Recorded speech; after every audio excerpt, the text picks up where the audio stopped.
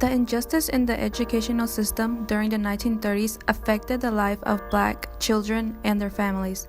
This was beyond segregation. It affected the emotional health of the children.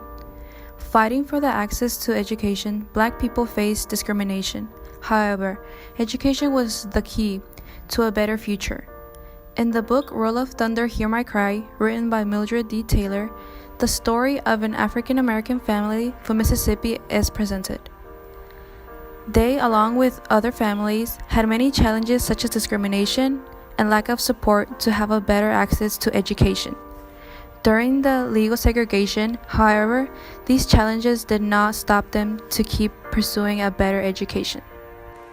The book, Roll of Thunder, Hear My Cry, describes some of these challenges Black students had at their schools and the poor conditions of materials such as books.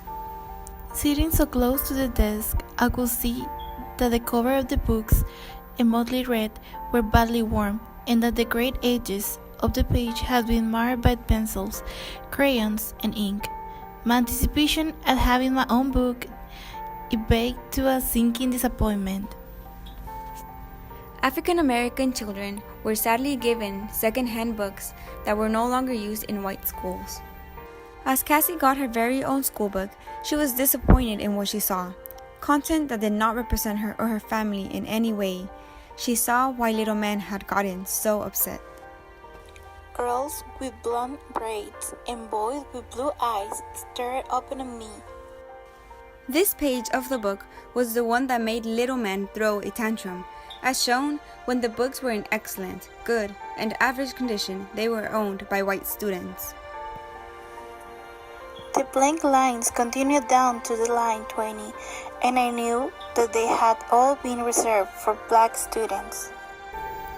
The discrimination was even practiced by the teacher that were supposed to help and support students' access to education. See what they call us? I said, afraid she hadn't seen it. "That's what you are," she said coldly. "Now go sit down."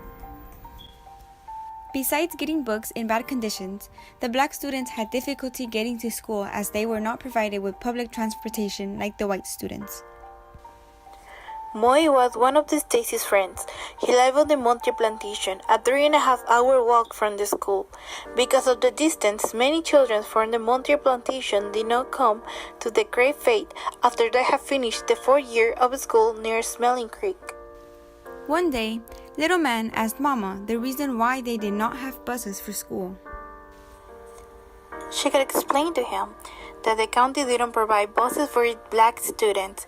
In fact, she said, the county provided very little, and much of the money which support the Black schools came from the Black churches. Therefore, a lot of Black students had to sacrifice a lot to get an education. Leaving their homes while the sky was black and not returning until all was blackness again. The lack of public transportation for African American students put them behind because the time they spent walking back home could be useful to study. The long hours of walking were evident once the children showed up to school. Often ridiculed by the other children at his school, and had shown up more than once with wide red welts on his arms. School was not a safe place for students of color. It was a daily worry for them to be able to get education. The court case of Plessy v. Ferguson opened a door for the discrimination and fear. Because the students were needed in the fields from early spring when the cotton was planted until most of the cotton had been picked. After today, a number of older students will not be seen again for a month or two, not until the last puff of cotton had been gleaned from the fields, and eventually most would drop out of school altogether. Several of the African American students dropped out of school because they needed to help their families financially. In addition, there was not strong support for students to encourage them to keep pursuing education. Regardless of all the struggles that the students faced, most of their parents hoped that they would live a different life than they had. One day, as Little Man complained about his clothes getting muddy due to the white buzz, Big Ma consoled him by telling him that if he got his education, his future would be different. Motivation for a different future. One day you'll have a plenty of clothes and maybe even a car for your own to ride around in. So don't you pay no mind to them ignorant white folks. You just keep on studying and get yourself a good education, and you'll be alright. Fortunately, this unjust and unequal education was ended on the year 1954 with Brown versus Board of Education. The Supreme Court decision ruled that segregation of children in public schools violated the Equal Protection Clause of the 14th Amendment. Although the decision did not succeed in fully desegregating public education in the United States, it put the Constitution on the road to racial equality and set the civil rights movement into full revolution. Civil rights groups set up legal and political challenges to racial segregation. In the early 1950s, NAACP lawyers brought lawsuits on behalf of black school children and their families in many states, seeking court orders to compel school districts to let black students attend white public schools. 3 years after Brown versus Board of Education, 9 African American students attempted to attend Central High School in Little Rock, Arkansas, most commonly known as Little Rock 9. A white mob and the National Guard gathered in front of the school in an attempt to prevent the students' entry. The students managed to successfully enter the school with the help of police escorts.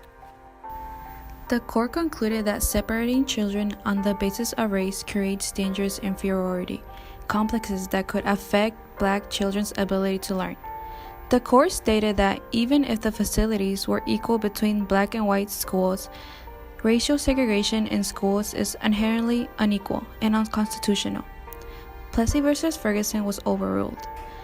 In Brown, the court ordered that states to integrate their schools with all deliberate speed. Widespread racial integration of the South was achieved by the late 1960s and 1970s. Even though the segregation of schools was ruled unconstitutional, surprisingly, statistics show that currently students auto-segregate into schools that have their ethnicity and race as the majority. Of the main reasons for this can be that they feel comfortable in being around people they speak the same language and come from the same place as them.